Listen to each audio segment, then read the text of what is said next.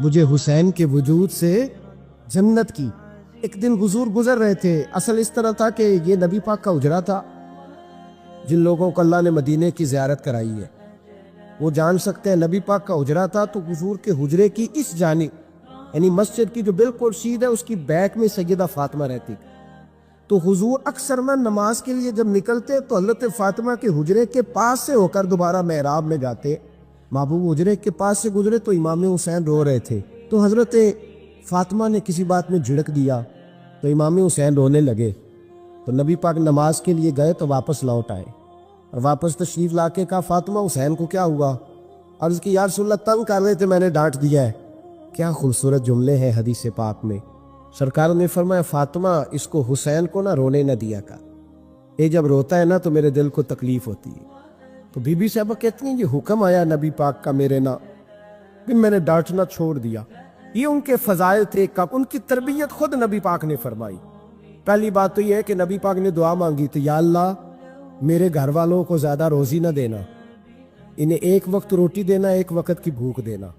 یہ جو 10 دن کربلا میں انہیں ٹینشن نہیں نہ ہوئی، انہیں عادت تھی فاقہ کرنے، انہیں 3 دن وصلی روزے رکھنے کی عادت تھی، پہلی بات۔ دوسرا یہ کہ جہاد کی تربیت حضور خود کراتے۔ حضرت فاطمہ زہرا کہتی میں پردے کے پیچھے دیکھ رہی تھی، نبی پاک نے امام حسن اور حسین سے فرمایا چلو میرے سامنے کشتی لڑو۔ تو دونوں حضرات آپس میں جب کشتی لڑنے لگے تو نبی پاک نا امام حسن کو کہتے حسن حسین کو ٹانگوں سے پکڑو، حسن حسین کو پیچھے سے پکڑو۔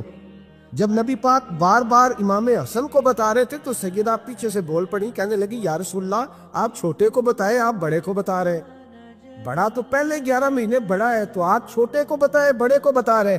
تو فرمایا فاطمہ تو چپ کرنا، جو میں دیکھ رہا ہوں تو نہیں نہ دیکھ رہی، ایک کو میں بتا رہا ہوں دوسرے کو جبریل امین بتا رہے ہیں۔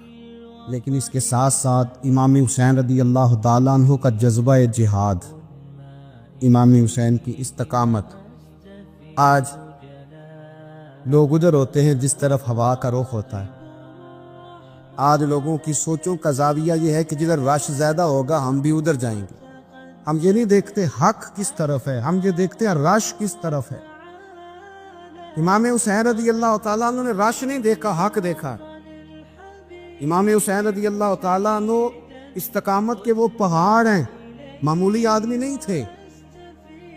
فرزق شاعر کہتا ہے کہ میں نے امام حسین سے کہا تھا، میں نے کہا لوگوں کی تلواریں یزید کے ساتھ ہیں پر دل آپ کے ساتھ ہے، دل آپ کے ساتھ ہے۔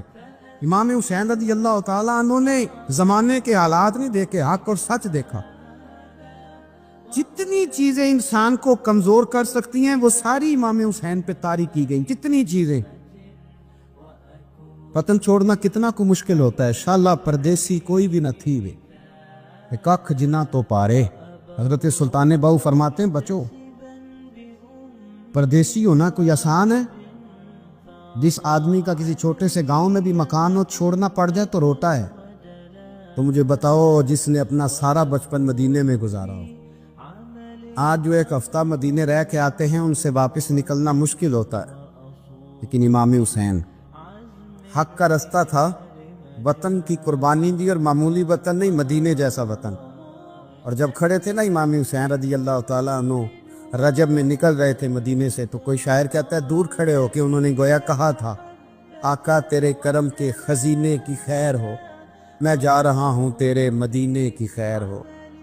امام حسین نے وطن چھوڑا، کوئی لغزش نہیں پیروں میں، کوئی نہیں۔ شہزادوں والی زندگی تھی، مسجد نبوی کے امام تھے، نبی کریم علیہ السلام کے روضہ اطہر پر تشریف رکھتے تھے، زمانہ حیا کرتا، شان و شوکت تھی، پر حق کے لیے چھوڑا، نکل کر خانقاہوں سے ادا کر رسم شبیری۔ اور پھر بڑا مشکل ہوتا ہے،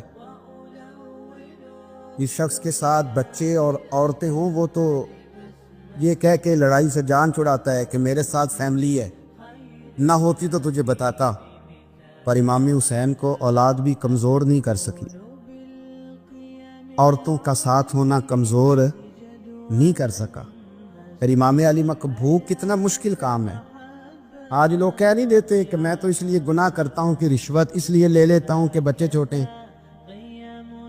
10 دنوں کی کم و بیش سفر، 3 دنوں کی بھوک اور پیاس، پر حق کے رستے میں امام حسین کو کوئی چیز کمزور نہیں کر سکی، اور پھر وہ جتنی باتیں لوگ کہہ سکتے تھے وہ ساری کہیں گئیں، ساری، اور آ کے عرض کرنے لگا حضور یہ کوئی معمولی دشمن نہیں، یہ وہ ظالم ہیں جو لاشوں پہ بھی گھوڑے دوڑا دیتے۔ تو امام علی مقام فرمانے لگے جو شہادت کا جذبہ لے کے نکلے وہ پھر انجام نہیں دیکھا کرتا، وہ انجام، وہ جتنی چیزیں جو استقامت کے رستے میں آ سکتی ہیں وہ ساری چیزیں رستے میں آئیں، پر امام علی مقام نے کسی چیز کی پرواہ نہیں کی۔ آج کا مسئلہ یہ ہے کہ آج لوگوں میں استقامت نہیں ہے، رات کو کچھ ہوتے ہیں، سویرے کچھ ہوتے ہیں، دوپہر کو کچھ ہوتے ہیں، شام کو کچھ ہوتے ہیں، ہمارا کل انداز تکلم کچھ اور ہوتا ہے، صبح کچھ اور ہوتا ہے۔ امام علی مقام میدان میں رہے، ایک میت گھر میں ہو جائے تو کئی دنوں تک آنکھ کھلتی نہیں، ہوش رہتا نہیں۔ سب سے زیادہ مسائل امام حسین نے دیکھے، سب سے زیادہ، اور گھوڑے پر بیٹھنے سے پہلے ساری تکلیفیں آپ دیکھ چکے تھے۔ باپ کا جنازہ اٹھانا آسان ہوتا ہے، بیٹے کا جنازہ اٹھانا بڑا مشکل ہوتا ہے، پر امام حسین نے بیٹوں کے جنازے اٹھائے۔ حضرت علی اصغر کی لاش کو امام حسین نے اپنے دست مبارک سے دفن کیا، اور جناب علی اکبر کی میت کو جب آپ اٹھا کے لا رہے تھے تو سیدہ زینب فرماتی ہیں کہ مجھے یوں کبھی لگتا تھا حسین کا قد بڑا ہے اور کبھی لگتا تھا علی اکبر کا قد بڑا ہے، اور فرماتی ہیں کہ پھر حضرت قاسم بن حسن کو بھی وہ اٹھا کے لائے، اور جناب عباس کے وجود سے الگ ہونے والے بازو انہوں نے لا کے حضرت عباس کے وجود کے ساتھ بھی رکھے۔ انہوں نے یہ سارا منظر دیکھا، لیکن جب حسین ابن علی اپنی دفعہ گھوڑے پہ سوار ہوئے تو لگتا یہ تھا کہ ان سے زیادہ بہادر کوئی نہیں۔ ایک جملہ بھی یزیدی فوج کے سامنے امام حسین نے کمزور نہیں کہا، ایک جملہ بھی، ایک فکرہ بھی کچا نہیں بولا، کہیں بھی کوئی منت نہیں کی، کسی جگہ بھی ان کے پائے استقلال میں کوئی لغزش نہیں آئی۔ جب لوگوں کو پتہ چل جائے کہ اب سامنے موت ہی موت ہے، سوائے اس کے چارہ کچھ بھی نہیں، تو بہت ساری رخصت اور اجازت تو دین بھی دیتا ہے، پر امام حسین کسی جگہ کسی رخصت پر عمل کرتے نظر نہیں آتے، ڈٹ کے بات کی، ڈٹ کے، اور پھر جب میدان میں نکلے اللہ اکبر، تو ابن سعد کہنے لگا کہ اگر دو کر کے ایک کر کے جاؤ گے تو یہ 45,000 کا لشکر سارا حسین کاٹ ڈالے گا، یک بارگی حملہ کرو گے تو بات، اتنی استقامت، اتنا۔ آج تو لوگ ڈپریشن کے مریض ہیں، آج تو لوگ ٹینشن کے مریض ہیں، ہر دوسری بات میں لوگ کہتے ہیں او بڑا، پر کس بات سے؟ مطلب کیا آپ نے زندگی میں صرف جاب نہیں مل رہی، صرف بیماری آ گئی، صرف خرچہ نہیں گھر میں بڑا، کس بات کا ڈپریشن؟ امام حسین کی زندگی بتلاتی ہے کہ وہ لوگ بھی کوئی دنیا میں کمال حاصل کر سکتے ہیں جو چھوٹی چھوٹی بات پہ روتے ہیں۔ مال بھی ہے، جوانی بھی ہے، گھر بھی ہے، مکان بھی ہے، بچے بھی ہیں، عزت بھی ہے، صرف پیسے نہیں، اور انسان ہے کہ آنکھیں نہیں کھل رہی، وہ سمجھتا میں کسی کام کا ہی، فقط پیسے نہیں بس۔ او خدا کے بندو، امام علی مقام نے فرمایا سارا کچھ لٹا کے بھی جو میدان میں کھڑا رہے اسے حسین ابن علی کہا جاتا ہے، اسے حسین ابن علی کہا جاتا ہے۔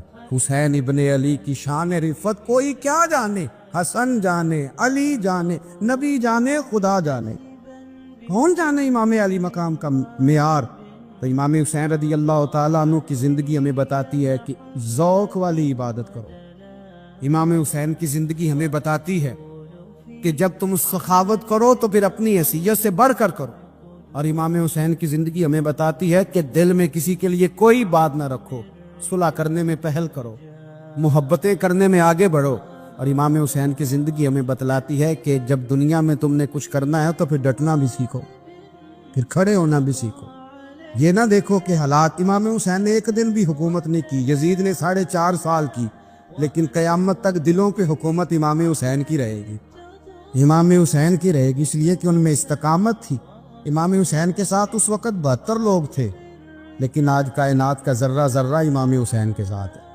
اس کا مطلب ہے وقت لگتا ہے، نظریہ غالب آ ہی جایا کرتا ہے، تو استقامت والی زندگی گزاریں۔